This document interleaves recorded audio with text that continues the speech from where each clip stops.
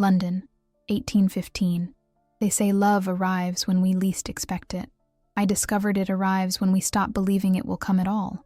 I, Eleanor Ashford, never imagined that a spilled glass of champagne would place me at the center of London's social season's greatest scandal, that a simple accident would lead me into the arms of England's most coveted man, that a single kiss, witnessed by hundreds of curious eyes, would completely transform my life.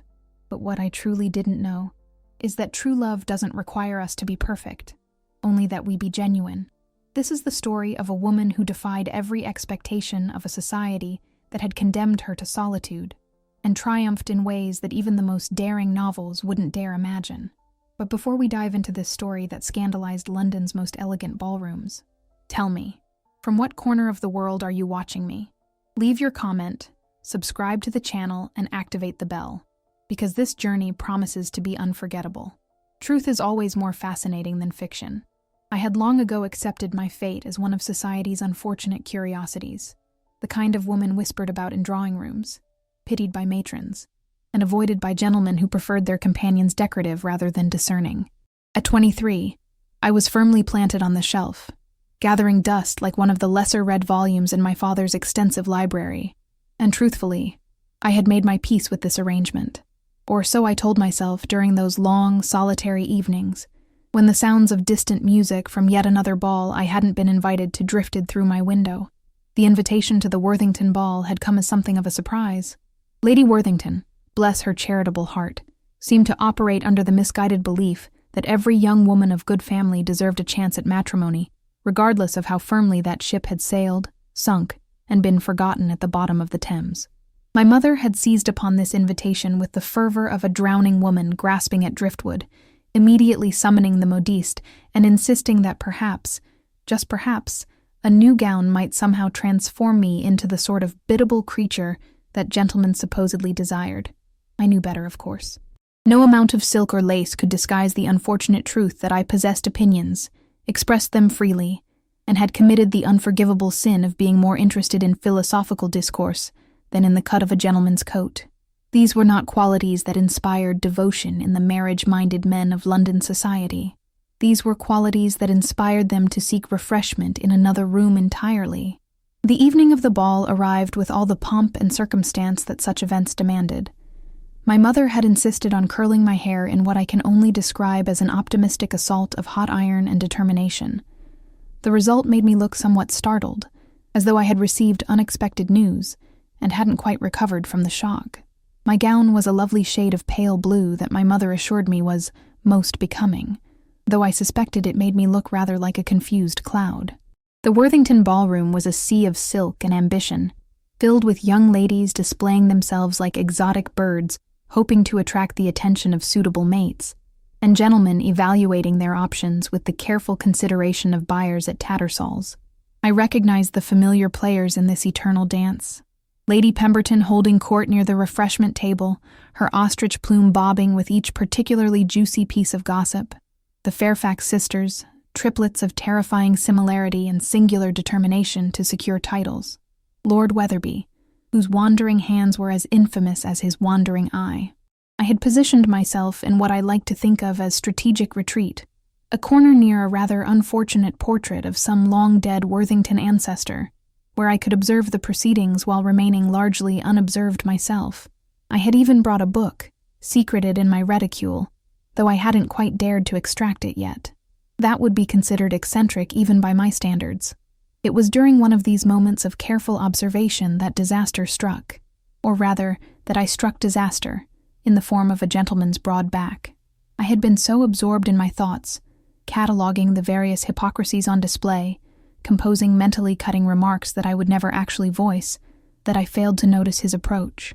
One moment I was safely ensconced in my corner.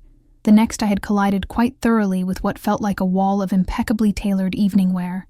My champagne, which I had been holding more as a prop than with any intention of drinking, took flight in a golden arc that would have been quite beautiful had it not ended its journey splashed across a pristine white silk waistcoat. The silence that followed was the kind that makes one wish the floor would open and provide a convenient escape route to anywhere else. I watched in horror as the amber liquid soaked into the expensive fabric, creating a spreading stain that looked rather like a map of some unfortunate geographical disaster. Every eye in the immediate vicinity turned toward us, and I could practically hear the collective intake of breath, the mental notes being filed away for later gossip sessions. I looked up, preparing to deliver the most abject apology of my life, and found myself staring into a pair of gray eyes that seemed to contain entire storms within them. The face that accompanied these remarkable eyes was equally arresting. Strong features that might have seemed severe, were it not for the slight quirk at the corner of a well-formed mouth, dark hair that fell just so across a high forehead, and an expression of such calm amusement that I wondered briefly if I had somehow collided with the wrong person entirely. This, I would later learn, was Alexander Thornton, Duke of Ashbourne, quite possibly the most eligible bachelor in England, and certainly the most intimidating. He was known for his sharp intellect, his impossibly high standards, and his tendency to reduce presumptuous debutantes to tears with nothing more than a raised eyebrow. He was also known for being virtually impossible to impress, having seen through every marriage-minded mama's scheme and every young lady's carefully rehearsed accidental encounter, and I had just christened his waistcoat with champagne. I opened my mouth to apologize, though what words could possibly suffice in such a situation, I had no idea. But before I could speak, he did something that stopped my planned contrition in its tracks. He smiled. Not a polite, practiced smile of the sort one offers to dismiss an awkward situation, but a genuine smile that transformed his entire face, warming those storm-gray eyes and creating small lines at their corners that suggested he smiled more often than his stern reputation might indicate. His words, when they came, were not the reprimand I expected. Instead, he observed that the waistcoat had always been a bit too presumptuous anyway, far too pristine for its own good, and that I had done fashion a service by bringing it down a notch or two. He spoke with such perfect seriousness that it took me a moment to realize he was making a joke, that he was attempting to set me at ease rather than delivering the set-down I deserved. I must have gaped at him rather ungracefully, because his smile widened slightly, and he then did something even more unexpected. He noticed the small volume that had fallen from my reticule during our collision, my beloved, well-worn copy of Pride and Prejudice, and retrieved it with careful hands, examining the cover with what appeared to be genuine interest.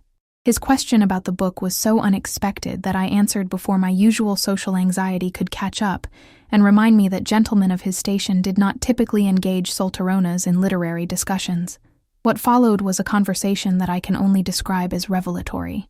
We discussed Elizabeth Bennet's wit and intelligence, the social constraints that limited women's choices, the observations Austen made about the absurdities of our world. He not only listened to my opinions, he challenged them, built upon them, offered perspectives I hadn't considered. Time seemed to behave oddly during that conversation. What should have been a brief, polite exchange stretched into something far longer, far more substantial. I was vaguely aware of people watching us, of my mother's shocked expression from across the room, of Lady Pemberton's ostrich plume practically vibrating with the force of her curiosity. But these things felt distant, unimportant, compared to the extraordinary experience of being truly heard, truly engaged with, by someone who seemed to value my thoughts rather than merely tolerate them. When he finally excused himself, duties to fulfill as a guest, he explained with what seemed like genuine reluctance, I found myself standing alone in my corner once again. But everything felt different. The ballroom looked the same people engaged in the same social performances, but something fundamental had shifted. For the first time in longer than I could remember, I felt seen, not as the peculiar Ashford daughter with her unseemly intelligence and unmarriageable ways, but as Eleanor, a person worth knowing, worth talking to, worth that transformative smile. I spent the remainder of the evening in a state of confused contemplation. Surely this had been an aberration, a moment of kindness from a gentleman too well-bred to make a scene over ruined clothing. Surely I was reading far too much into a simple conversation. Surely the Duke of Ashbourne, who could have his pick of any woman in England, had no particular interest in the confirmed spinster who had assaulted him with champagne. And yet, I couldn't quite dismiss the warmth in his eyes when we had discussed Darcy's character development, or the way he had leaned in slightly when I made a particularly pointed observation about social hypocrisy. I couldn't forget how natural it had felt, how easy, when by all rights it should have been the most awkward encounter of my already awkward existence. As my mother's carriage carried us home through the dark London streets, she chattered excitedly about the Duke's attention, already spinning fantasies that I knew would only lead to disappointment. I let her talk, not bothering to explain that such things didn't happen to women like me, that fairy tales were called such because they weren't real. But lying in my bed that night, staring at the ceiling, and replaying every moment of that unexpected conversation, I allowed myself the dangerous luxury of wondering, just for a moment, just for tonight. What if? The morning after the Worthington ball dawned gray and drizzling, which seemed entirely appropriate for the task of convincing myself that the previous evening had been nothing more than a pleasant anomaly. I told myself this firmly while taking my breakfast, while pretending to read the morning correspondence, while enduring my mother's breathless recounting of the evening's events to anyone who would listen. The Duke of Ashbourne had shown kindness to an awkward young woman who had ruined his clothing. Nothing more. To imagine otherwise would be to set myself up for the kind of disappointment I had worked very hard to immunize myself against. My resolve lasted approximately 3 days. It was at Lady Morrison's musicale, an event I had attended only because my mother had literally barred the door to the library until I agreed, that I saw him again. The Morrison drawing room was stuffed to capacity with guests perched on delicate chairs, all wearing expressions of polite attention, while Miss Morrison tortured a pianoforte that had done nothing to deserve such treatment. I had secured a seat near the back, the better to make an unobtrusive escape should the musical assault become unbearable, when I felt that peculiar prickling sensation that tells one they are being watched. I turned my head slightly and found him standing near the doorway, those gray eyes fixed on me with an intensity that made my breath catch. He shouldn't have been here. Dukes did not typically attend musicales hosted by the Morrisons, who were respectable but hardly important enough to command such notice. And yet here he was, and when our eyes met, he smiled that smile that I had convinced myself I had exaggerated in my memory. I had not exaggerated it. If anything, my recollection had failed to capture its full effect. He made his way through the crowded room with the kind of determination that parted crowds like Moses at the Red Sea, and before I quite knew what was happening, he had claimed the empty seat beside me, a seat that had remained empty because everyone knew it belonged to Lady Morrison's elderly aunt, who was running late. The breach of etiquette was stunning. The fact that he appeared entirely unconcerned by it was even more so. We could not speak, of course, not while Miss Morrison was demonstrating her unfortunate relationship with Beethoven, but he leaned close enough that I could smell his cologne, something with notes of sandalwood and citrus that was far too distracting, and whispered that he had been hoping to continue our discussion about Miss Austen's work. Had I read Mansfield Park? What were my thoughts on Fanny Price as a heroine? I should have been scandalized by such intimacy in a public setting.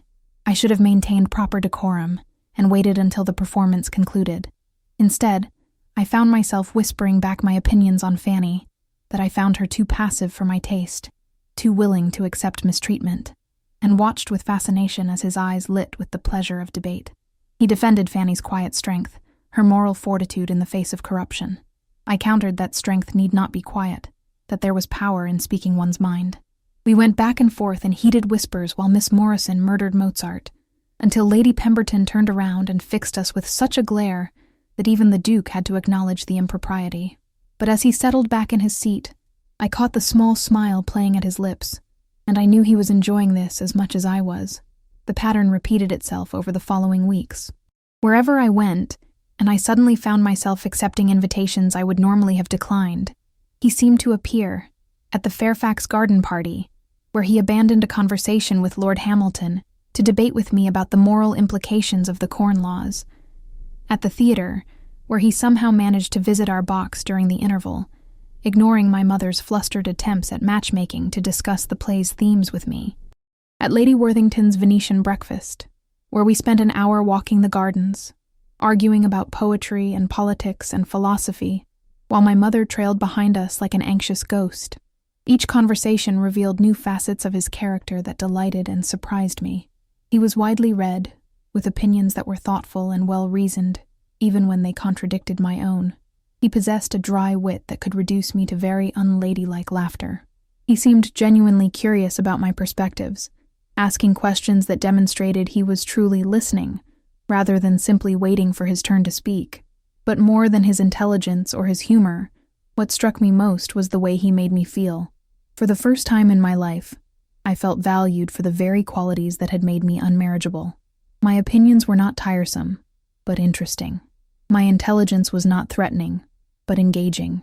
My refusal to simper and flatter was not off-putting, but refreshing. In his presence, I felt like the best version of myself, rather than a poorly executed copy of what I was supposed to be. It was intoxicating. It was terrifying. It was completely unprecedented in my experience. Of course, we were not operating in a vacuum.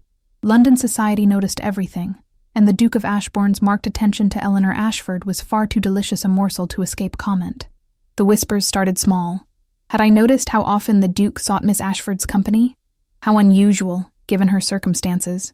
Perhaps he felt sorry for her. Perhaps he was simply being kind to his friend Lord Ashford's daughter. But as the weeks progressed, and his attention showed no signs of waning, the whispers grew louder and more pointed. Lady Pemberton pronounced that the Duke was clearly amusing himself with an intellectual exercise before selecting a proper bride. Mrs. Hartwell suggested rather acidly that some women would use any means necessary to trap a wealthy husband. Even well-meaning acquaintances began to warn me, gently, that I should guard my heart, that men of the Duke's station often enjoyed the company of clever women, but ultimately married decorative ones. I tried to heed these warnings. I truly did. I reminded myself daily that this was temporary, that I should enjoy these conversations for what they were, a pleasant interlude in my otherwise predictable existence, without investing them with meaning they didn't possess. I told myself that when he eventually announced his engagement to some perfectly suitable young lady, I would smile and congratulate him and return to my books with my dignity intact. The problem was that my heart had never been particularly good at following my head's sensible advice. I found myself thinking about him constantly. I would replay our conversations in my mind, examining every word, every smile, every moment when his hand had brushed mine as we reached for the same book. I began to notice small details. The way his left eyebrow would rise slightly when he was particularly amused, the small scar near his temple that I longed to ask about, the way his voice softened when he spoke about his estate in the country. Worse still, I began to imagine things that I had no business imagining. What it might be like to have such conversations every day, not just at social events, but in the comfort of a shared home. What it would feel like to have him look at me that way, not in a crowded ballroom, but in private moments. What it might be like to be loved by such a man. These thoughts were dangerous. I knew this. I had built my peace of mind on accepting my limitations and the constraints of my circumstances. To allow hope to creep in now was to invite heartbreak of a magnitude I had carefully avoided by never expecting anything at all. And yet, hope is a stubborn creature. It persisted despite my best efforts to suppress it, fed by every smile, every prolonged conversation, every moment when he looked at me as though I were the only woman in the room. The situation came to a head at the Hartwell soirée, a relatively small gathering where the Duke and I found ourselves seated near each other at dinner. The conversation around the table was typical. Gossip, weather, the usual social pleasantries that meant nothing and went nowhere. But between us, we conducted our own conversation in stolen glances and subtle gestures. When Lord Hartwell made a particularly pompous statement about women's proper role in society, the Duke's eyes met mine with such perfect understanding that I had to hide my smile behind my wineglass. When Lady Hartwell simpered about her daughter's accomplishments in watercolors and needlework, he raised that eyebrow in my direction as if to say, "Can you imagine anything more tedious?" After dinner, we managed to steal a few moments of relative privacy on the terrace, ostensibly taking air but actually continuing a debate. We had begun earlier about the role of government in regulating industry. It was a topic that would have sent most young ladies running for the safety of the drawing room, but I was thoroughly engaged, gesturing perhaps too enthusiastically as I made a point about workers' rights. And then he said something that stopped me mid-gesture. He told me that he had never met anyone quite like me, that our conversations were the highlight of his days, that he found himself attending events he would normally avoid simply for the chance of seeing me. His voice was quiet, serious in a way that made my heart race, and there was something in his eyes that looked almost like— But before he could continue, before I could process what I was hearing, Lady Hartwell appeared in the doorway, calling us back inside with barely concealed disapproval. The moment shattered like fragile glass, and I was left wondering if I had misread everything, if my desperate hope had led me to see things that weren't there. As I lay in bed that night, I allowed myself to acknowledge a truth I had been avoiding. I was falling in love with the Duke of Ashbourne. Perhaps I had been falling since that first unexpected conversation in the Worthington ballroom. And while I had no idea what his intentions truly were, while I knew that society saw me as entirely unsuitable for a man of his station, while every rational part of my mind screamed that I was setting myself up for devastating disappointment, I couldn't seem to stop. There is a particular kind of torture in uncertainty, I discovered. It is the torture of analyzing every word, every gesture, every moment of interaction for signs of something deeper, only to wake the next morning convinced that one has imagined it all. It is the torture of hope warring with reason, of desire battling with self-preservation. And it was a torture I was becoming intimately familiar with as the season progressed, and the Duke's attentions continued without clarification. My mother had moved beyond hope, into outright expectation. She spoke of the Duke as though an understanding between us was merely a matter of time, as though his failure to declare himself was simply a matter of proper courtship protocol, rather than a potential absence of romantic interest. She had already begun discussing what I might wear to my presentation as Duchess of Ashbourne, what changes we might make to the townhouse, how we would manage the various estates. Each conversation was another brick in a castle of expectations that I feared would come crashing down around us both. I tried to temper her enthusiasm, to suggest that perhaps she was reading too much into what might simply be friendship, but she would hear none of it. Had the Duke not been attentive for weeks? Had he not sought my company at every opportunity? Had Lady Pemberton herself not remarked on his marked preference? What else could such behavior signify? I could think of several possibilities, actually, none of them leading to the happy ending my mother envisioned, but I kept these thoughts to myself, unwilling to extinguish her joy, even as my own doubts multiplied. The doubts intensified considerably with the arrival of Lady Victoria Huntington. She descended upon London society like a beautiful, aristocratic storm, fresh from a year abroad, and even more dazzling than when she had left. Lady Victoria was everything the ideal English rose should be: blonde hair that curled perfectly without apparent effort, blue eyes that sparkled with carefully calculated innocence, a figure that made Modestes weep with joy, and a manner so impeccably gracious that even her most pointed barbs seemed like kindnesses. She was also, I learned within hours of her return, the woman everyone had expected the Duke to marry before her departure. Their families were connected, had been for generations. It was practically an arranged match, whispered with knowing looks and satisfied nods. The Duke's parents, before their deaths, had apparently expressed their approval of the connection. Lady Victoria herself had been open about her expectations, though she had graciously agreed to wait until her grand tour was complete before formally accepting what everyone assumed would be his inevitable proposal. And now she was back, and the entire ton was watching to see if the Duke would finally do what was expected of him. I first saw them together at the Pemberton ball, and the sight struck me with the force of physical pain. They looked perfect together, his dark handsomeness complementing her fair beauty. Their heights matched, their bearing equally aristocratic. They moved through the ballroom like figures from a painting, drawing eyes and admiring whispers. Lady Victoria's hand rested on his arm with comfortable familiarity, and she looked up at him with an expression of such confident possession that my stomach turned. From across the room, I watched as she commanded his attention with the ease of long acquaintance.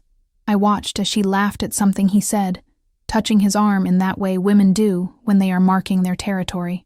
I watched as Lady Pemberton and her circle nodded with satisfaction, their expressions clearly communicating that order was being restored, that the Duke was returning to where he belonged. And I felt something inside me crumble. Perhaps this was why he had never declared himself.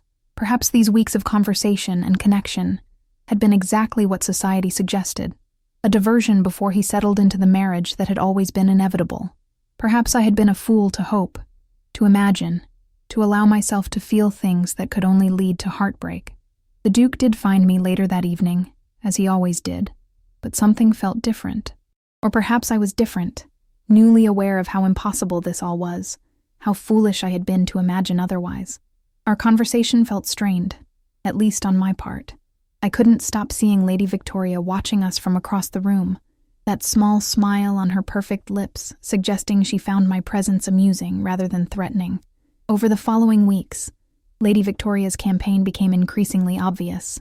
She appeared at every event, always perfectly dressed, always gracious, always managing to position herself near the Duke, and I, who had never been skilled at the subtle social warfare that women of the ton engaged in, found myself completely outmatched.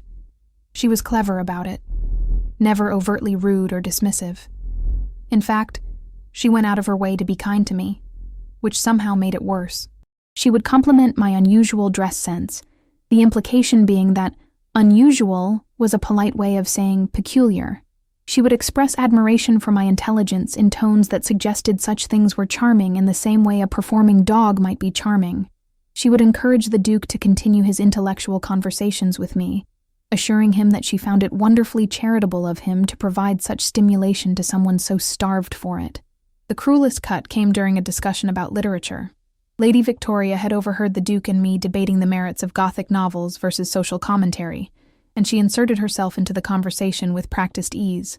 She confessed, with pretty self-deprecation, that she found such heavy topics rather beyond her capabilities, that she preferred lighter fare that didn't tax the mind overmuch. She said this while looking at the Duke with adoring eyes, clearly conveying that while she might not be able to engage with him intellectually, she offered other, more traditionally feminine charms. And the Duke, damn him, smiled at her. Not the smile he gave me, the one that lit his eyes and created those small lines at the corners, but a polite, gentle smile that suggested affection and long familiarity. He assured her that not everyone needed to concern themselves with weighty topics, that there was grace in simplicity. I felt each word like a small cut, because wasn't that what society had always told me? That my intelligence was unmarriageable, that men wanted comfort rather than challenge, beauty rather than brains. And here was Lady Victoria, offering him exactly what the world said he should want, what he would be foolish to refuse. My own insecurities, never far from the surface, began to consume me. I found myself cataloging every way in which I fell short of the ideal Lady Victoria represented. I was too tall where she was perfectly petite. My hair refused to curl properly, while hers cascaded in golden perfection. My complexion was unremarkable, while hers glowed with fashionable pale beauty. And most damning of all, I was interesting where she was simply pleasant, challenging where she was agreeable, complicated where she was easy. The Duke continued to seek my company, but I couldn't shake the feeling that I was watching something slip away, that each moment with Lady Victoria was eroding what I had thought we were building. And the worst part was that I couldn't blame him. She was perfect for him in every way that society measured such things. I was the aberration, the temporary diversion, the woman who had foolishly mistaken intellectual compatibility for something more. My mother, bless her stubborn heart, refused to acknowledge the obvious. She insisted that the Duke's feelings for me were clear, that Lady Victoria was simply a friend, that I was tormenting myself for no reason, but I had seen the way society looked at them together. I had heard the whispers suggesting that the Duke had sown his wild oats with his odd little intellectual flirtation and was now ready to settle down properly. I had watched Lady Victoria's confidence grow with each passing day, her certainty that she would ultimately triumph as obvious as her beauty. The situation came to a head at Lady Rothschild's garden party, an elaborate affair meant to showcase the Rothschild roses and provide ample opportunity for romantic encounters among the carefully manicured paths. I had been walking alone, needing a moment away from the crowd and my own spiraling thoughts, when I encountered the Duke in a secluded corner of the garden. For a moment, it was like old times. We fell into easy conversation, discussing a book he had recommended, and I had just finished. He stood close, closer than was strictly proper, and there was something in his expression that made my breath catch. He began to say something that seemed important, that made his voice drop to that intimate tone I had come to treasure. And then Lady Victoria appeared, as though summoned by some cosmic joke. She was accompanied by several of her friends, all equally beautiful and equally certain of their place in the world. Her expression when she saw us was one of concern so perfectly executed that I might have believed it genuine, had I not seen the calculating glint in her eyes. What followed was a masterclass in social manipulation. Lady Victoria expressed such sweet worry about the propriety of the Duke and me being alone, about the potential damage to my reputation, about how people might talk. She suggested with the kindest of intentions that perhaps I should be more careful, that a woman in my position, unmarried, of a certain age, of uncertain prospects, could not afford even a whisper of scandal. She implied, without ever saying it directly, that the Duke was simply too polite to extricate himself from an increasingly awkward situation, that I was embarrassing both of us by monopolizing his time and attention. Her friends nodded along with sympathetic expressions that didn't quite hide their satisfaction at watching the peculiar Eleanor Ashford being put in her place. They added their own gentle warnings about the dangers of misreading friendliness for something more, about protecting oneself from disappointment, about knowing one's place in the social order. I stood there, feeling the weight of their judgment, the truth of their words cutting deeper because they echoed my own fears. Everything they were saying was exactly what I had been telling myself in my darkest moments. I was deluding myself. I was embarrassing myself. I was reaching for something that was never meant for me. The Duke's face had gone completely still, his expression unreadable. I waited for him to say something, to defend me, to refute their implications. The silence stretched, loaded with expectation and cruel hope. And then, before he could speak, before I could find words through the humiliation choking me, before the moment could crystallize into something I couldn't take back, everything changed. In a motion so swift and unexpected that my mind couldn't quite process it, the Duke stepped forward, cupped my face in both his hands, and kissed me. Not a polite kiss, not a chaste brush of lips that could be excused as overly enthusiastic friendship, but a real kiss, deep and claiming and absolutely, scandalously improper. A kiss that declared intentions, that made statements, that answered every question I had been too afraid to ask. When he finally released me, I stared at him in complete shock. Lady Victoria's gasp of outrage, her friend's collective intake of scandalized breath, the very air around us seemed to vibrate with the magnitude of what had just occurred. We were not alone in some private corner. We were in the Rothschild Gardens during a social event, surrounded by witnesses, and the Duke of Ashbourne had just thoroughly and publicly compromised Eleanor Ashford. His hands still cradled my face, his thumbs brushing my cheeks in a gesture so tender it made my eyes sting. And then he spoke, his voice carrying clearly enough that there could be no mistaking his words, no misinterpreting his meaning. He told me that he loved me, that he had been trying to find the right moment to declare himself, but could not stand by while anyone, even with the kindest intentions, suggested that his regard for me was anything less than absolute, that my intelligence was precisely what had captivated him, that my uniqueness was what he treasured, that he wanted nothing more than to spend the rest of his life engaged in exactly the sort of conversations that society found so peculiar, that if people wanted to talk, let them talk about this. The Duke of Ashbourne had found the woman he intended to marry, and he didn't give a damn what anyone thought about it. The world seemed to tilt on its axis. Lady Victoria's face had gone from pink to white to red, cycling through emotions too quickly to catalogue. Her friends looked stunned, their carefully constructed social hierarchy crumbling before their eyes. And I could barely breathe through the overwhelming surge of joy, disbelief, terror, and love that flooded through me. But even as I stood there, wrapped in the impossible reality of the moment, a small voice in the back of my mind whispered a warning. This was just the beginning. The kiss, the declaration, these changed everything. And while I might have won this particular battle, the war with society's expectations, with propriety, with all the forces that would see us separated, had only just begun. There are moments in life that divide existence into before and after, moments so profound that everything that follows is forever colored by them. The Duke's kiss was such a moment. One instant I was Eleanor Ashford, the peculiar spinster being gently put in her place by society's perfect golden child.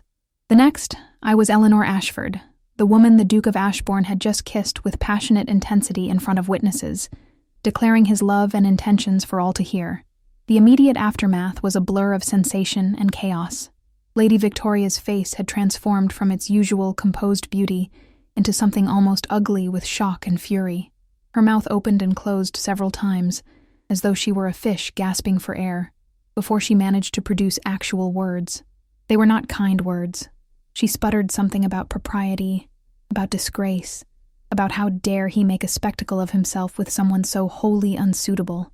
Her voice rose with each accusation, losing the carefully cultivated sweetness that usually characterized her speech. Her friends, those perfectly groomed automatons who had been nodding along with her warnings mere moments before, now looked uncertain. Social hierarchy had just been dramatically reordered, and they were clearly scrambling to recalculate their positions. One or two of them actually took small steps backward, as though disassociating themselves from Lady Victoria's outburst, hedging their bets in case this scandalous turn of events somehow resolved in my favor. But I barely registered any of this. My entire awareness was focused on the Duke, on his hands still cradling my face with such tenderness, on his eyes searching mine with an intensity that made my heart race. There was a question in those storm-gray depths, a vulnerability that humanized him in a way that all our intellectual conversations had not. He had made his declaration publicly, spectacularly, but he was waiting for my response, and I realized with a jolt that he was not entirely certain what it would be. As if I could have said anything but yes, as if my heart had not already decided weeks ago, perhaps even in that very first conversation over spilled champagne, as if the entire world had not just rearranged itself around this one perfect, impossible truth. He loved me, and I loved him, and nothing else mattered nearly as much as that. I must have communicated something of this through my expression, because relief flooded his features, followed by a smile that outshone everyone that had come before. He released my face only to take my hand, threading his fingers through mine with a possessiveness that sent warmth flooding through my entire body. And then, still holding my hand, he turned to face Lady Victoria and her shocked assembly. What he said next would be repeated in drawing rooms across London for weeks to come. He thanked Lady Victoria for her concern about propriety, but assured her that he intended to make everything entirely proper by seeking my hand in marriage at the earliest opportunity. He acknowledged that his behavior had been precipitous, but suggested that when one has found the person one wishes to spend forever with, waiting for the right moment became rather beside the point. He expressed his hope that Lady Victoria, as someone he had known for many years, would wish him happiness even if this outcome was not what she had anticipated. It was a masterclass in aristocratic dismissal, polite in form, but devastating in substance. He had effectively ended whatever understanding she thought existed between them, declared his intentions toward me, and done it all with such impeccable courtesy that she could not even claim grievance without appearing churlish. Lady Victoria's face went through several more interesting color changes before settling on a shade of red that clashed terribly with her pink gown. She drew herself up, clearly preparing some cutting remark, but the Duke was already guiding me away, back toward the main garden party, leaving her and her stunned companions behind. The walk back was surreal. I felt as though I were floating, disconnected from my body, watching events unfold from some distant vantage point. The Duke kept his hand firmly clasped around mine, a shocking breach of propriety that somehow felt entirely right. He walked with his head high, his bearing confident, as though he had not just caused what would undoubtedly be the scandal of the season. As we emerged from the secluded garden path into the main lawn where the party was gathered, a curious thing happened. Conversation stopped. It was like a wave moving through the crowd, starting with those nearest to us and spreading outward. Within moments, what felt like every eye at the party was fixed on our joined hands, on my undoubtedly disheveled appearance, on the Duke's protective stance. And then the whispers began. I couldn't make out individual words, but the tone was unmistakable. Shock, scandal, disbelief, and yes, from some quarters, what might have been approval or at least excitement at this unexpected entertainment. Lady Pemberton looked like she might faint from the sheer volume of gossip that had just fallen into her lap. Mrs. Hartwell was whispering furiously to anyone who would listen. The Fairfax triplets stood with identical expressions of stunned jealousy. And my mother. Oh, my poor mother stood frozen by the refreshment table, her face cycling through an extraordinary range of emotions. Horror at the impropriety, joy at the implications, fear of social repercussions, triumph that her faith in the Duke's intentions had been validated. She looked like she couldn't decide whether to faint, cry, or break into celebratory dance. The Duke seemed entirely unconcerned by the spectacle we were creating. He led me directly to where my parents stood, my father having materialized beside my mother with the bewildered expression of a man who had been enjoying cucumber sandwiches one moment and found himself in the midst of social upheaval the next. What followed was perhaps the most unconventional request for courtship in the history of London society. Standing in the middle of Lady Rothschild's garden party, surrounded by the cream of the ton, The Duke formally asked my father's permission to call on me with matrimonial intentions. He did not pull my father aside for a private conversation as propriety demanded. He did not wait for a more appropriate time and place. He simply asked, right there, his voice clear enough that everyone nearby could hear. My father, to his eternal credit, handled the situation with remarkable aplomb. He looked at the Duke, then at me, then at the avid crowd hanging on every word. A small smile played at his lips, and I realized that my scholarly, abstracted father was rather enjoying the drama of it all. He gave his permission, adding that he could think of no gentleman he would rather entrust his daughter's happiness to, and that perhaps the Duke might want to actually release my hand at some point, before society expired from collective apoplexy. This last comment drew scattered laughter from the crowd, breaking some of the tension. The Duke smiled, but did not release my hand. Instead, he thanked my father with grave courtesy, promised to call on him the following morning to discuss settlements and arrangements, and then finally, turned his full attention back to me. The rest of the party passed in a daze.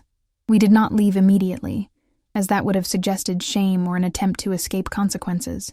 Instead, the Duke kept me by his side, treating me with such obvious regard that anyone who might have been inclined to cut me for the scandal thought better of it. He was, after all, the Duke of Ashbourne, a man of immense wealth and influence. To snub his chosen bride would be to risk his displeasure, and few were willing to do that for the satisfaction of punishing the peculiar Eleanor Ashford. Still, the whispers continued. I caught fragments of conversations as we moved through the party. Some were scandalized by the public display of affection. Others were already speculating about the wedding, about whether I had somehow trapped him, about what Lady Victoria must be feeling. A very few, seemed genuinely happy, suggesting that it was romantic, that the Duke clearly loved me, that perhaps there was hope for love matches after all. Lady Victoria had disappeared entirely, presumably to nurse her wounded pride in private. Her friends had scattered, already recalculating their social allegiances. The Fairfax triplets watched us with expressions of such naked envy that I almost felt sorry for them. Almost. When we finally did take our leave, the Duke escorted my family to our carriage with all the ceremony of a state occasion. Before handing me in, he lifted my hand to his lips, pressing a kiss to my knuckles that was somehow more intimate than even the kiss we had shared in the garden. His eyes held mine, and without words, he communicated promises, reassurances, and a depth of feeling that made my breath catch. The carriage ride home was a cacophony of emotion. My mother alternated between tears of joy and expressions of concern about the scandal.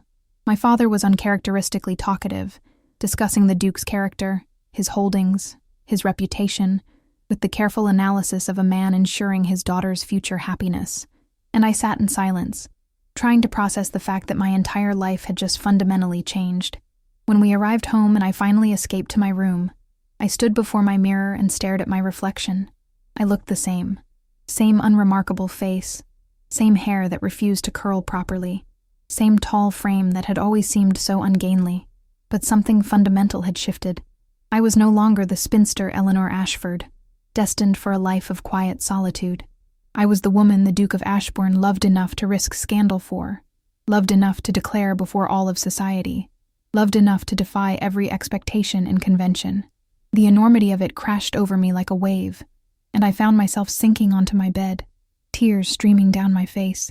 They were not tears of sadness, but of overwhelming relief, of joy so intense it hurt, of the release of years of believing I was unlovable, unmarriageable, too peculiar for happiness. But mixed with the joy was fear, because while the Duke had declared himself, while my father had given permission, we had not actually discussed the future. We had not talked about what our life together might look like, about whether I would be expected to change to fit the role of Duchess, about whether he truly understood what he was taking on by choosing someone so fundamentally unsuited to the position. And there was the scandal to consider. We might have won this battle, but Lady Victoria and her allies would not simply accept defeat. The gossip would be vicious. There would be those who would never accept me, who would always see me as the upstart who had somehow ensnared the Duke. There would be challenges ahead, obstacles to overcome, battles to fight. But as I lay in my bed that night, replaying the events of the day, I realized something crucial. For the first time in my life, I would not be facing these challenges alone. Whatever came next, whatever obstacles society threw in our path, I would face them with the Duke beside me, the man who had kissed me before the entire court, who had declared his love publicly, who had chosen me despite every reason not to. And perhaps, just perhaps, that would be enough. The morning after the Rothschild garden party dawned with all the gentle promise of an approaching storm. I woke early, having slept poorly despite my exhaustion, my dreams a confused tangle of kisses and whispers, and Lady Victoria's furious face. For a brief, disorienting moment, I wondered if perhaps I had imagined the entire extraordinary sequence of events. Then I saw the note that had been slipped under my door, delivered by some impossibly early messenger, written in a bold, confident hand that I was coming to recognize. The Duke had written that he would call at 11 o'clock to speak with my father, and that he hoped I might join them afterward so that we could discuss our future properly. The formality of the words was belied by the warmth of his closing, where he expressed his hope that I had slept well and had not been troubled by regrets. As if I could regret something I had wanted so desperately, even when I had not allowed myself to hope for it. My mother descended upon me before I had finished reading the note for the third time. She was in a state I could only describe as controlled hysteria, alternating between tears of joy and frantic instructions about my appearance. I must look my best. The Duke was coming. We must present properly. What would I wear? Not the blue, too plain. Not the green, too bold. Perhaps the ivory with the embroidered flowers. And my hair must be curled. Absolutely must be curled. No arguments. I submitted to her ministrations with more patience than usual, understanding that this frenzy was her way of processing events that had upended her understanding of the world. She had spent years resigned to my spinsterhood, and now, suddenly, spectacularly, I was to be a duchess. The adjustment required was considerable. My father, by contrast, was remarkably calm. He joined me for breakfast and discussed the matter with his characteristic thoughtfulness. He wanted to ensure, he said carefully, that I was entering into this with full awareness and genuine desire. The Duke was a good man, of that he had no doubt, but marriage was a permanent arrangement, and my happiness was paramount. Did I love the Duke? Was I certain this was what I wanted? I assured him that I was certain, more certain than I had been of anything in my life. The relief in his expression was palpable, and I realized that he too had worried about my future, about what would become of me when he and my mother were gone. The knowledge that I would be cared for, loved even, had lifted a burden I had not fully appreciated he carried. The Duke arrived precisely at 11 o'clock, because of course he did.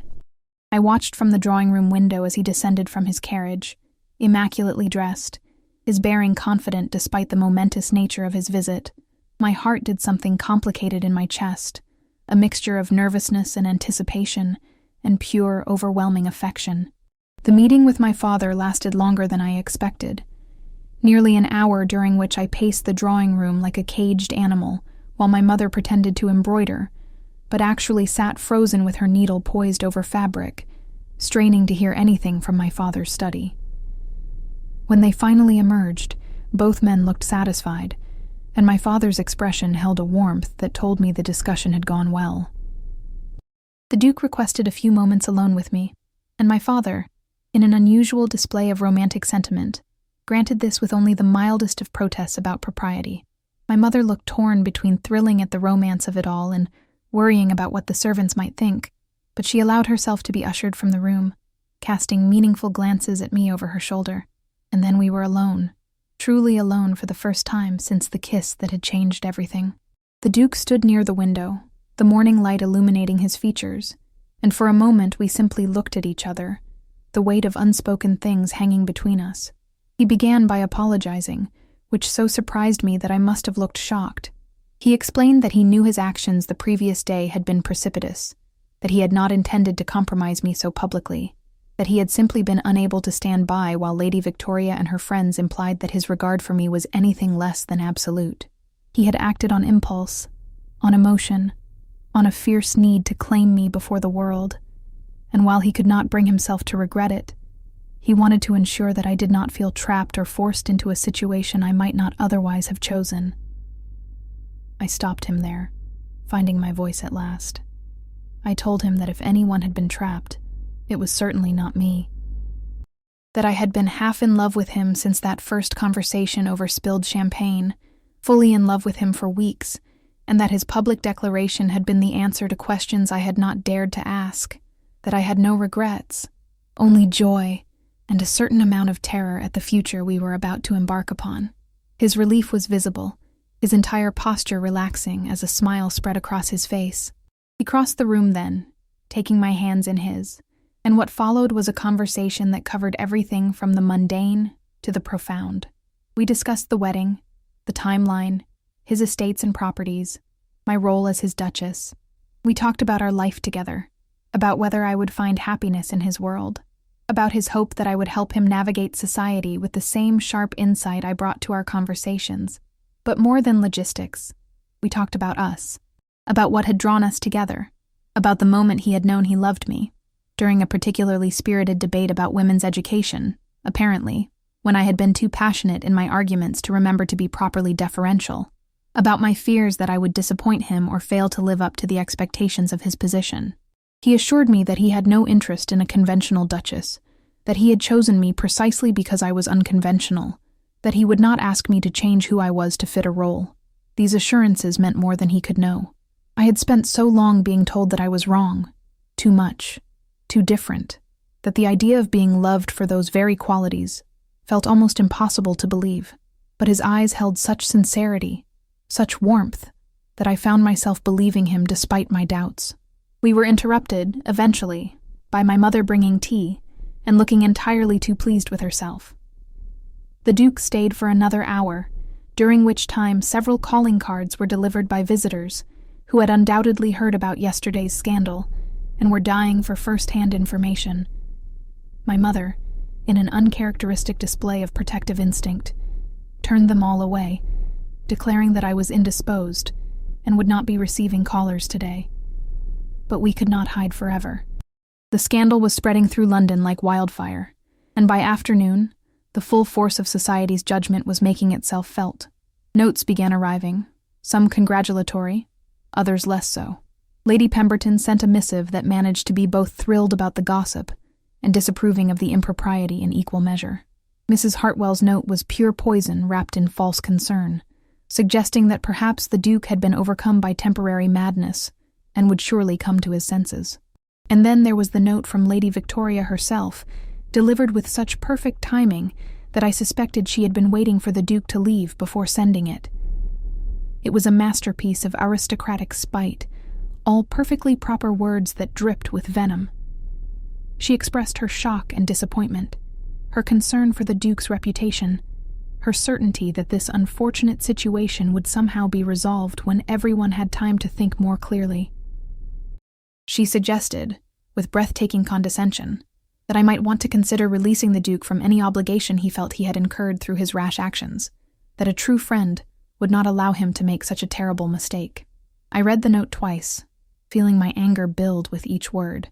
The presumption of it, the sheer arrogance of assuming that the Duke's declaration had been anything other than genuine, that I was somehow trapping him or taking advantage. I showed the letter to my mother, who declared Lady Victoria a spiteful creature and suggested burning the note in the fireplace, which we did with perhaps more satisfaction than was strictly ladylike. But Lady Victoria's note was only the beginning. Over the following days, the scandal showed no signs of abating. We were discussed in every drawing room, analyzed at every social gathering. The betting books at the gentlemen's clubs apparently featured wagers on whether the engagement would actually result in marriage. Some bet that the Duke would come to his senses. Others wagered on how long I would last as a duchess before the position proved too much for someone of my background and temperament. The Duke, to his immense credit, never wavered. He called every day, sometimes twice. He made a point of being seen with me, of treating me with such obvious regard, that even the most determined skeptics had to acknowledge that his feelings appeared genuine. He ignored the whispers, the raised eyebrows, the pointed comments about his unexpected choice. When Lord Wetherby suggested, with poorly concealed amusement, that the Duke had finally taken leave of his senses, the Duke simply smiled and agreed that love did indeed make fools of us all, and he was grateful to be among their number. His public support was a shield, protecting me from the worst of society's censure, but it could not protect me from everything. There were still those who cut me, who looked through me as though I did not exist. There were still whispers that followed me wherever I went. There were still people who made it clear that they considered me an interloper, someone who had somehow cheated her way into a position she had no right to occupy. The most difficult moment came at the theater, where the Duke had arranged for us to attend a performance with my parents. Lady Victoria was there, seated in a prominent box with several of her allies. She looked magnificent, every inch the aristocratic beauty, and when she saw us, her smile was a weapon wrapped in silk. She made a point of visiting several other boxes during the interval, charming and gracious, pointedly not acknowledging our presence. The message was clear. She was society, and I was the outsider. I felt the weight of stares, heard the whispers that were not even attempting to be discreet. My old insecurities rose up, whispering that perhaps everyone was right, that perhaps I had been mad to think I could be a duchess, that perhaps the Duke would eventually realize his mistake. And then the Duke, who had been watching me with those perceptive eyes, took my hand openly, there in the box where anyone could see. He leaned close and told me that I was braver than anyone he knew, that facing down society's judgment required more courage than any battlefield, that he was honored to stand beside me. And somehow, those words were armor enough to get me through the evening. The scandal raged for weeks, but gradually, imperceptibly, something began to shift.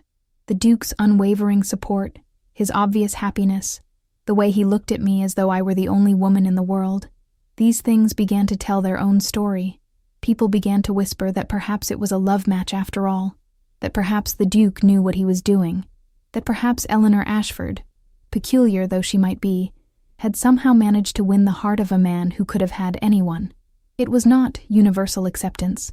There were still those who would never approve, never forgive me for disrupting their carefully ordered world, but it was enough, more than I had ever expected to have, and through it all, the Duke remained constant, a fixed point in the chaos, loving me not despite my strangeness but because of it, teaching me that perhaps, just perhaps, I had been enough all along.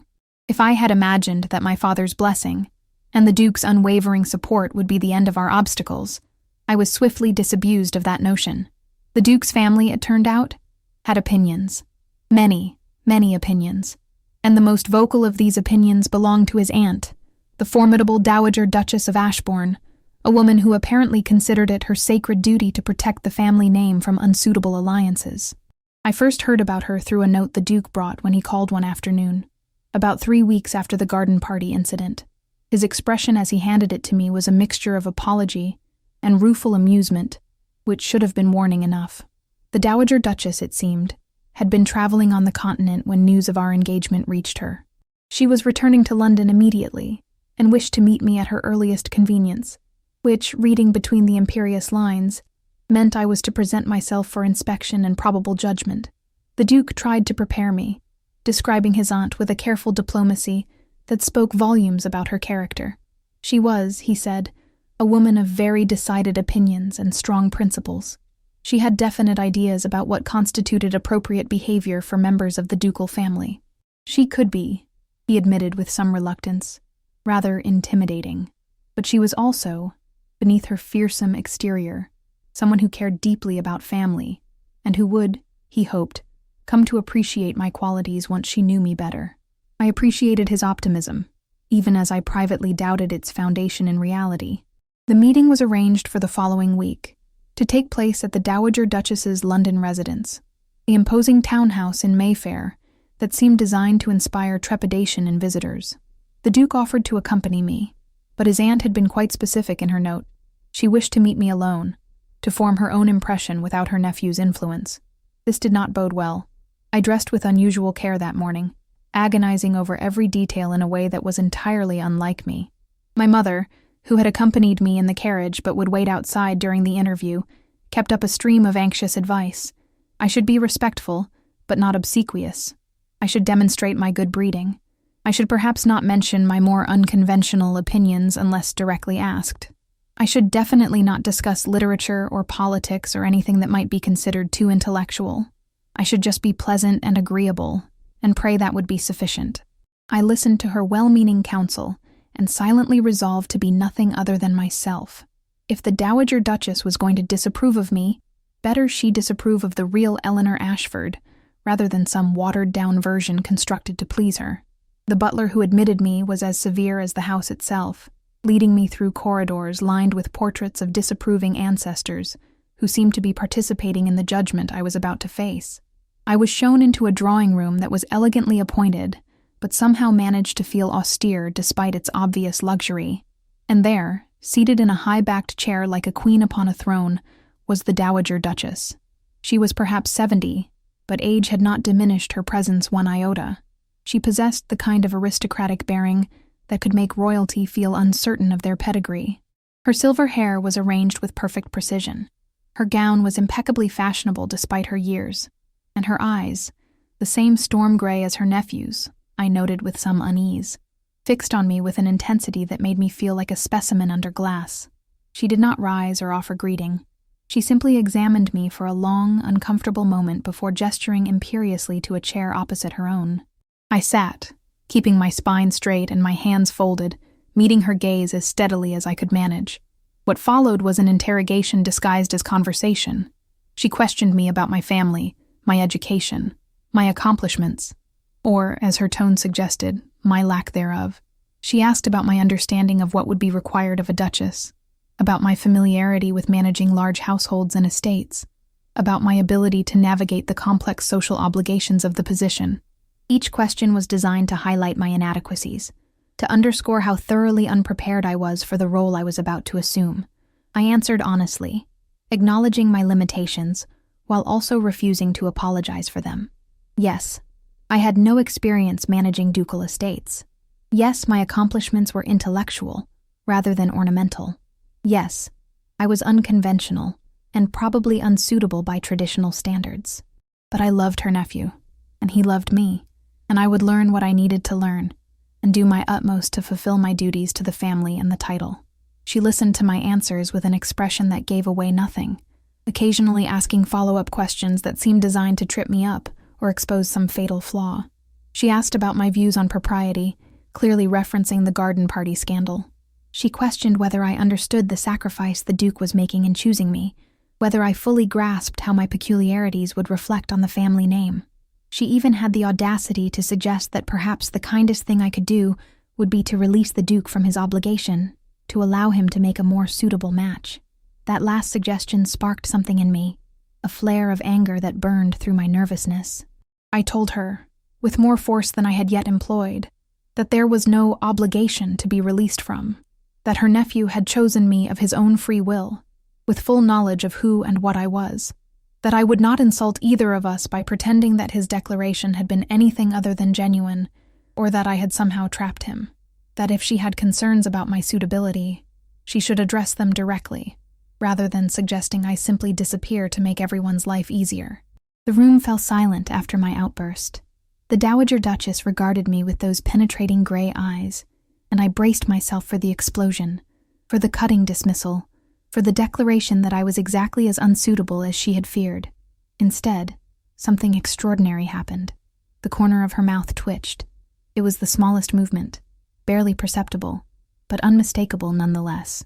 And then she said something I never expected, that I had spirit, that perhaps there was more to me than she had initially thought, that a certain amount of backbone was not necessarily a bad quality in a duchess. It was not approval, not exactly, but it was not the unequivocal rejection I had been anticipating either. It was, instead, a grudging acknowledgement that I might not be entirely hopeless, that I might possess some qualities that would serve me well in the position I was about to assume. The conversation that followed was markedly different in tone. She began to actually instruct rather than merely interrogate, offering guidance on the various responsibilities I would inherit. She spoke of the estates, the tenants, the social obligations, the charitable works expected of a duchess. She was exacting in her standards, accepting no excuses for ignorance or incompetence, but there was an undertone of genuine instruction rather than pure criticism. She told me, with the bluntness that seemed to be a family trait, that I would make mistakes, many mistakes, that society would be watching for every misstep, every failure, eager to declare that they had been right about me all along, that the path ahead would be difficult, perhaps more difficult than I realized. But if I was determined to marry her nephew, if I truly loved him as I claimed, then I had better prepare to work harder than I had ever worked at anything in my life. I assured her that I was prepared to do exactly that I had never expected this life to be easy, that I knew the challenges I would face, but that I was willing to face them for the chance to spend my life with the man I loved. She studied me for another long moment, and then she did something truly shocking. She smiled. A small smile, slightly sour at the edges, but genuine nonetheless. She informed me that her nephew had always been impossibly stubborn, that once he had made up his mind about something, there was no changing it, that clearly he had decided I was worth the trouble I would undoubtedly cause.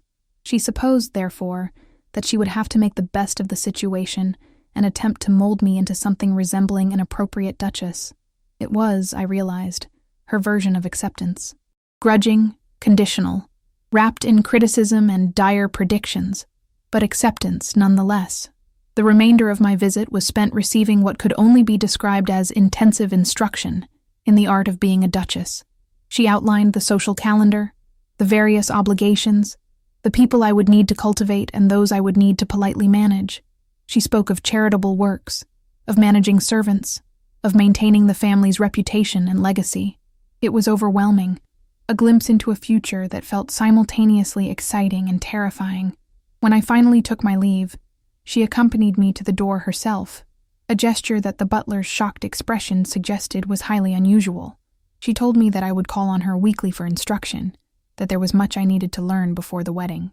She also told me, in a moment of surprising candor, that her nephew deserved happiness, that he had been alone too long, and that if I could provide him with that happiness, she supposed she could overlook my numerous shortcomings. Coming from the Dowager Duchess, this was practically a ringing endorsement. I left her house feeling as though I had survived some sort of trial by fire. My mother, who had been waiting anxiously in the carriage, peppered me with questions about how it had gone, whether the Dowager Duchess had been terrible, whether she had tried to break off the engagement. I assured her that while the interview had been challenging, I seemed to have passed some crucial test. I had the Dowager Duchess's conditional approval, which was likely the best I could hope for. When I told the Duke about the meeting later that day, he looked both relieved and amused. He confessed that his aunt's approval, or at least her lack of active opposition, had been his greatest concern. She was, he explained, the family matriarch, the keeper of standards and traditions, and her disapproval could have made our lives considerably more difficult. The fact that she had agreed to instruct me, that she had not insisted he reconsider, was tantamount to her blessing. But the Dowager Duchess was not the only family matter to navigate. There were also the Duke's cousins, his various aunts and uncles, the sprawling network of relations who all had opinions about his choice of bride. Some were kind, welcoming me with genuine warmth and expressing happiness at his obvious contentment. Others were more reserved, clearly skeptical but willing to give me a chance for his sake. And a few were openly hostile, seeing me as an interloper who had somehow stolen what should have gone to someone more appropriate. I met them all over the following weeks, attending dinners and teas and various family gatherings that felt like a series of tests. Each conversation was an opportunity to prove myself, or to fail spectacularly. I stumbled occasionally, said the wrong thing, displayed my ignorance of matters that others took for granted, but the Duke was always there, supporting me, defending me when necessary, making it clear that I was his choice, and that was not going to change. Slowly, gradually, I began to carve out a place for myself within his family. I would never be what they expected or perhaps what they wanted, but I was what the Duke wanted, and increasingly, that seemed to be enough for most of them. The Dowager Duchess's grudging acceptance helped, her instructional visits a signal to the rest of the family that I was to be tolerated, perhaps even assisted in my transformation into a proper duchess. Through it all, the Duke remained my anchor, the fixed point around which all this chaos revolved. He attended every family gathering with me, endured every awkward dinner, stood firm against every subtle or not-so-subtle criticism, and in the quiet moments between these trials, we continued to be simply us, talking, laughing, discovering each other in ways that had nothing to do with titles or expectations or social obligations. The weight of family, of tradition, of centuries of history and expectation. It was considerable, but it was bearable, I was learning, when shared with someone who loved you enough to stand between you and the worst of it. The morning of my wedding dawned clear and bright, as though nature itself had decided to cooperate with the fairy tale I was somehow living. I woke early, my stomach a knot of nerves and anticipation, and lay in my childhood bed for what would be the last time, trying to comprehend the magnitude of what this day represented. By evening, I would be the Duchess of Ashbourne. By tonight, I would begin a life I had never imagined possible, with a man I had never dared to hope existed. My mother had been fluttering about since before dawn, orchestrating the small army of servants and dressmakers who had descended upon our home to prepare me for the ceremony. The wedding gown had been a subject of intense negotiation between my mother's desire for traditional elegance and my own preferences for something less restrictive. We had reached a compromise, a gown of ivory silk that was beautiful without being ostentatious, elegant without being uncomfortable, with delicate embroidery that caught the light without overwhelming. It was, I had to admit as I regarded myself in the mirror, rather perfect. The wedding was to take place at St. George's in Hanover Square, the church where fashionable London married. The Duke had wanted to offer me the choice of a small, private ceremony, knowing my discomfort with being the center of attention, but I had declined. We had already caused enough scandal with our unconventional beginning. The least we could do was marry properly, publicly, giving society the spectacle it craved, and, hopefully, putting an end to some of the more vicious gossip. As my maid arranged my hair, curled at my mother's insistence, though with less aggressive enthusiasm than usual, I found my thoughts drifting to the Duke. I had not seen him in 3 days, adhering to the tradition of separation before the wedding, and I missed him with an intensity that surprised me. I missed our conversations, our debates, the way he looked at me as though I were something precious and rare. I missed his smile, his laugh, the comfortable silence we could share without awkwardness. The past months had been a whirlwind of preparation and adjustment. The weekly visits to the Dowager Duchess had continued, each one a lesson in the intricate dance of aristocratic life. She had been exacting but fair, and I had discovered that beneath her fearsome exterior existed a sharp intelligence and dry wit that I found myself appreciating despite everything. She had even, in a moment that shocked both of us, told me that I was proving less hopeless than she had initially feared, which I chose to interpret as high praise. The scandal of our engagement had gradually faded, replaced by newer gossip and fresh dramas. Lady Victoria had left London shortly after announcing her own engagement to a wealthy earl, a match that everyone agreed was eminently suitable even if it lacked the passion of what we had. I felt a surprising twinge of sympathy for her, understanding now what it meant to love someone and to be loved in return, and hoping she might find some measure of happiness in her more conventional arrangement. Society had not entirely forgiven me for my unconventional ascension to the position of Duchess-to-be, but they had, for the most part, accepted it. The Duke's obvious devotion, his refusal to be swayed by criticism or doubt, had gradually won over even some of our harshest critics. There were still those who would never approve, who would always see me as unsuitable, but their voices had grown quieter, less certain, as the Duke and I continued to prove them wrong simply by being happy. The carriage ride to the church felt both endless and far too short. My father sat beside me, unusually quiet, and I realized that this was difficult for him as well. He was giving away his only daughter, the child who had always been more interested in his library than in typical feminine pursuits, the girl who had worried him with her unmarriageable ways. That she was marrying a duke was undoubtedly satisfying, but I saw in his eyes that he would miss our conversations, our comfortable companionship, the daughter who would no longer live under his roof. I took his hand and assured him that I would visit often, that my marriage would not end our relationship, only transform it. He squeezed my hand in return and told me something I would treasure forever, that he was proud of me, that I had always been exactly who I was supposed to be, and that the Duke was a fortunate man to have won my heart. The church was full to capacity when we arrived, every pew packed with the cream of London society, all eager to witness this unlikely union. I could feel their eyes on me as I walked down the aisle, heard the whispers that never quite ceased, saw the mixture of curiosity and judgment and, yes, some genuine good wishes on various faces. But none of it mattered, because at the end of that impossibly long aisle stood the Duke, and the expression on his face when he saw me made every trial, every obstacle, every moment of doubt completely worthwhile. He looked at me as though I were the sun itself, as though in all the assembled finery of London's finest, I was the only thing worth seeing. His eyes were bright with emotion, and I saw his hand tremble slightly as he reached for mine. When I finally reached his side, my father placed my hand in the Duke's, and in that moment, I felt the weight of the past fall away. I was no longer the peculiar Eleanor Ashford, the unmarriageable spinster. I was simply Eleanor, about to marry the man who loved me exactly as I was. The ceremony itself passed in a blur of ritual and response. I heard my voice speaking vows, heard his answering promises, felt the weight of the ring he slipped onto my finger. The bishop's words washed over me, sonorous and traditional, binding us together in the eyes of God and society. And then it was done. We were married. I was the Duchess of Ashbourne. The Duke kissed me then, a kiss that was proper and restrained for the public setting, but still managed to convey promises and passion and a future full of possibility. The church erupted in applause.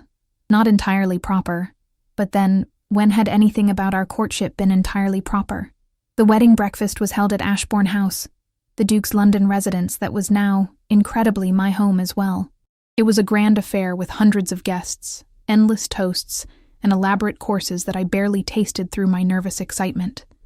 I played my part as the new Duchess, receiving congratulations and well wishes, enduring the inspection of those who wanted to see how I would handle my new position.